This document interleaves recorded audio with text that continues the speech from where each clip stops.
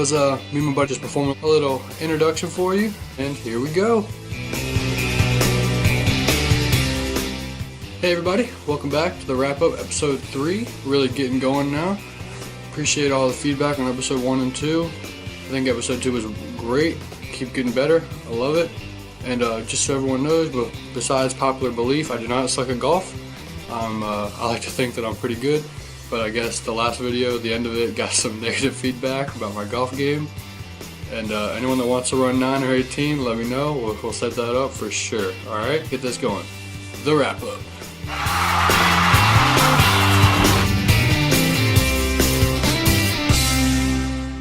Alright, I'm here to do some college football talk for you guys. The games for Saturday, and I'm really excited because I love college football. NFL is great. I love the Dolphins. I love a few teams here and there, but college football is the best thing ever made. I love pretty much every team.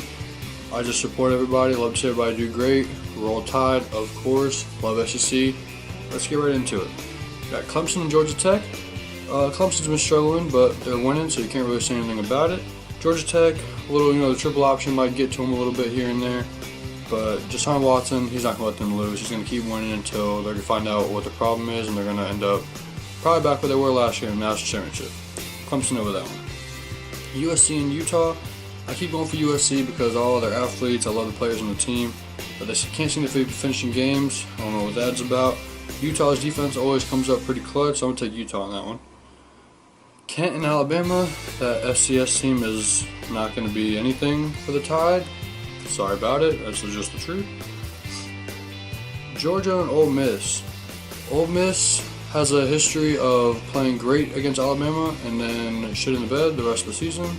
Going like a 2-3 game losing streak, and then they're out of the conversation for the SEC title and the national championship. I think Nick Chubb is going to run the ball down their throats. I don't think Ole Miss knows what they want to do with the ball. I think Chad Kelly's a little bit overconfident for his skill level. I think their offensive line needs a little bit of work. Their running game gets going and then just shatters out of nowhere. I think Nick Chubb and Grayson Allen are going to have a great game. FSU and USF. Definitely taking FSU here. Obviously a little fun in-state battle. FSU needs to come out firing and have a little tune-up game and build some momentum and get back into the stride of things after that terrible loss to Louisville. Wisco and Michigan State. What a game. Number 8 and number 11. This is going to be a great matchup. I think Michigan State's going to take this one, but Wisconsin, they keep working, man. They keep getting better every single week. This is a big one for the Big Ten. Florida and Tennessee, 19 and 14. This is the big one for the SEC. I think Florida is going to continue their winning streak to turn into 12 straight games against Tennessee dating back to 2004. I think Tennessee has been overrated every single week this season, all through the preseason. Joshua Dobbs is very average. I think everyone thought that they were going to come out and have a great year and win the SEC East. I don't know where that came from, but you guys will see, just like everybody else will see, they're going to take some fat L's this year. Penn State and Michigan.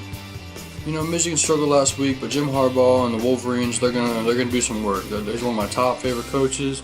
I think he's gonna go into Penn State and put the beating down on them. LSU and Auburn. I guess LSU thinks their young quarterback Eatling is spreading the ball around, throwing the ball downfield deep, getting some receivers some plays, and that's opening the game for Leonard Fournette to get him back to where he used to be last year. So I hope it does for them because I don't like Auburn. I think Gus Malzahn is struggling with Auburn. I think that they're trying to find that tough running team that they used to have, the run, and take out to the side and then toss the ball when the corner comes up. That's a great offense, but once the defense figures it out, it's pretty much done, and all the supreme defenses in the SEC, that Little League stuff is not going to go too far anymore. Houston and Texas State. Houston's schedule is just ridiculously soft. They're another low team. They're ranked 6th in the nation. They only have about 2 big games. They beat Oklahoma and they have Louisville at the end of the year. If they win out, they're going to go to the playoff. In my opinion, they don't deserve to go to the playoff. Greg Ward Jr., the quarterback's amazing, but face it, being in the national championship is more than just being in the national championship. Going through all your seasons, winning your conference, winning your playoff, all that a national championship is an account of how your entire season went, not just how you played in the national championship. Baylor and Oklahoma State. I think Baylor's going to take the W here. They're ranked 16th. They're going to keep moving up in the rankings. I think everyone thought they were going to have a rough year. They continue to lose people every single year, and they just find these athletes out of nowhere that keep balling out. Great for them. Stanford and UCLA, a little in-state battle over there. Stanford, Christian McCaffrey, keep balling out. They're going to take the W over UCLA there. Louisville and Marshall. Louisville's going to keep rising in the rankings. They're looking great. Like I said, Lamar Jackson, Heisman hopeful. Against Marshall, smaller, but still a little bit of a rival going on right there. That'll be a great game to watch. Arkansas and Texas A&M, another huge SEC game here. Texas A&M is looking great, and Arkansas, they've been putting the pounding on some teams, upset a couple, and this is going to be a big top 25 matchup for both of them. If they have any shot at taking the SEC West, the winner of this game is going to be there. Washington and Arizona. I think Washington has been playing great. I think that they're a little bit higher ranked than they should be, but I kind of always underestimate them. They're playing great football. I think they're going to take the W here as well. Before we begin the NFL pick'em for the week, I have some fan questions that I want to get answered. The first one's pretty simple. He asked me, why doesn't everybody win the raffle? And I'm not Oprah, guys. Sorry, I'll do another raffle. I'll tell you guys what that is on my Twitter. And the other one was, someone asked what my top 5 rankings were for NFL football, and I guess they saw it on ESPN, and they asked me what mine were. So, I think there's a couple teams that I could put in my top 5 right now, but I've had to start at 5. 5th place would be Arizona for me. For Arizona, they lost to the Patriots, but they have great athletes, they have great veterans, their offense and defense is so balanced, their special teams are great. I think that's a complete football team right there. 4th place, I'm happy to put the Packers. They're still struggling, still trying to find their way, but I still think they're one of the most elite teams in the NFL. 3rd place, I'm going to go Panthers. I love the Panthers. They're athletic. Cam Newton, statistically wise, he's better than his MVP season last year, believe it or not. Kelvin Benjamin's back. Arizona, they lost to the Patriots, but they have great athletes, they have great veterans, their offense and defense is so balanced, their special teams are great. I think that's a complete football team right there. 4th place, I'm happy to put the Packers. They're still struggling, still trying to find their way, but I still think they're one of the most elite teams in the NFL. 3rd place, I'm going to go Panthers. I love the Panthers. They're athletic. Cam Newton, statistically wise, he's better than his MVP season last year, believe it or not. Kelvin Benjamin's back. They're firing. Took a hard loss to Broncos in the first game of the season. I wouldn't worry about that. A 1-point loss to one of the best defenses in NFL history. And at number 2, I'm going to have to put New England Patriots. That sucks, but without Gronk and without Tom Brady, they're still looking great. They have a rookie quarterback, Driscoll, at this point. Garoppolo's about to be out, and they're still playing great football. 1st place, I'm putting the Steelers. I think that Big Ben is very underrated. I think Le'Veon Bell is still out, and they're still playing amazing football. Antonio Brown, they have ridiculous receivers. Their DBs locked up one of the best receivers in the NFL. They played the Bengals, which is one of the biggest division rivals, and stuffed them. And this is all without Le'Veon Bell. So, and everyone that's mad at me for not putting the Broncos in there, I'm sorry. I don't believe in their quarterback. I think their defense is flawless. They are very close 6 to me, but I think in the long run, you've got to have a quarterback that can direct the traffic out there. They're coming from Peyton Manning, the sheriff, to Simon, Seaman, whatever. Sorry. I just don't think it's in the stars for the Broncos this year. They had their one and done last year. Sorry, John Elway, but it's how it has to be, man.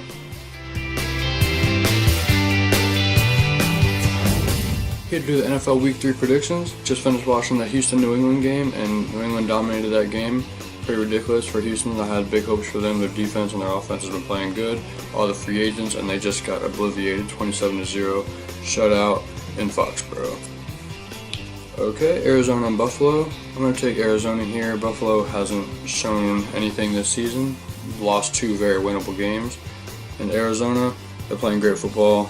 I have them in my top 5. They're looking great. I'm excited for Arizona this season. Oakland and Tennessee, I'm going to take Oakland here. They're playing good football with Derek Carr and the talented Amari Cooper and Michael Crabtree. Khalil Mack has that strong defense down, and they're playing great. Cleveland and Miami, both teams 0-2, both teams really struggling. I think Miami has a shot to take W here against obviously the worst team in the NFL, but we're still trying to find our way, and this is going to be the best of the worst. Baltimore and Jacksonville. Baltimore surprising 2-0, and Jacksonville surprising 0-2. I think Baltimore's defense is just going to dominate Jacksonville here. I keep putting them on a pedestal, but the truth is they're struggling. Matt Jones does come back this week. They're 30th in the league in rushing, so maybe Matt Jones can open the rushing game up a little bit to make Blake Bortles go throw the ball a little bit more. I don't know. They need to figure it out in Jacksonville. Detroit and Green Bay. Again, I'm taking Green Bay in this game. I think that this is going to be an easier game for Jordy and Aaron and Randall to find all their chemistry. I think Lace is going to break out again. Tough running. He's been playing way better than I thought. He lost all that weight, playing good football. Denver and Cincinnati. Good defensive matchup here. Denver 2-0. The defense is going to dominate Cincinnati again. They played bad against the Steelers last week, and you saw how that turned out. And Minnesota and Carolina. Minnesota 2-0, Carolina 1-1. I think Carolina's going to take the W here. Injuries to Minnesota between Teddy Bridgewater and Adrian Peterson just going to be too much for them to overcome now. You have Sam Bradford going to play some good football though, and Stephon Diggs needs to keep making plays. Washington and the Giants. Washington 0-2, Giants 2-0. Going to be a good one here. I'm excited to see Josh Norman and OBJ. That's going to be, I've been waiting for it since last year. I hope they get into it. I hope they play physical, bring the fans into the game like they always do. They're both so emotional and confident. I love it. I love everything about it. Take the Giants in this one too. LA and Tampa Bay. Both 1-1. Both have great young talent in Todd Gurley, Jameis Winston, Doug Martin, and Mike Evans. I love the Rams defense. I think they're going to be a little bit too much for Jameis this week in their offensive line. Take the Rams in this one. San Fran and Seattle. Both teams 1-1. I think both are surprising because Seattle should be playing better football than this, and San Francisco should be playing worse than this. Taking San Francisco on the upset here. Blaine Gabbert is the guy to go, I think, for San Francisco. Seattle needs to figure out how to put some points on the board because their offense has not been producing at all. The New York Jets and Kansas City. This is a big game for the Jets. I think if the Jets can get a W here, it's going to really conceal their path for this season. Because Kansas City is underestimated, they're always a good football team. Andy Reid is not going to let them play bad on offense, defense, or special teams. Every side of the ball, they play hard. And if we can get a win over there in Kansas City, that's a good week. San Diego and Indiana. I think the Chargers got this game. I think Andrew Luck and the Colts have been struggling for 2 seasons now. You got to think he's coming off of last year. They told him he might have been the MVP. 2 years ago, he was a preseason MVP. And he's playing terrible the last 2 seasons. And it's affecting T.Y., it's affecting all their receivers. They have no running game. They're 0-2, and it's going to start looking bad for Indianapolis. Pittsburgh and Philly. Both teams 2-0. I think Philly's looking great, but I think they haven't really been tested yet. Carson Wentz is going to have to play some great football. He's not playing against these weak teams that he's been playing against. Pittsburgh is going to come after him. Big Ben is going to play some football. Martavis Bryant, Antonio Brown, D'Angelo Williams, they're going to get off. Taking the Steelers in that. Chicago and Dallas. Chicago 0-2, Dallas 1-1. I guess I'm going to have to take the Cowboys here with the young talent. Hopefully they'll excel. Zeke and Dak, maybe they can play some good football again this week. Chicago without Jay Cutler, 0-2, they're struggling. It's going to keep getting bad in Chicago. And then the Monday night game, Atlanta and New Orleans. Great one for a Monday night in division battle. I'm taking the Falcons here over the struggling New Orleans, 0-2. Falcons come off that big win. I think they're going to keep going deep to Julio. They're going to play some good football and score some big points in this one. Alright, that's all for NFL football this week. Enjoy the games this weekend. I'll see you guys Tuesday morning for the weekend recap.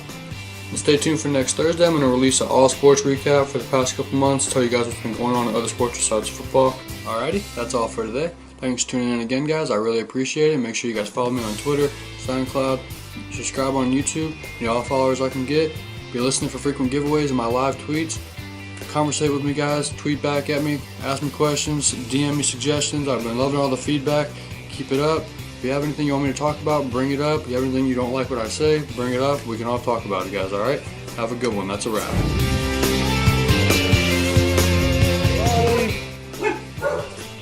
Sorry about the dogs.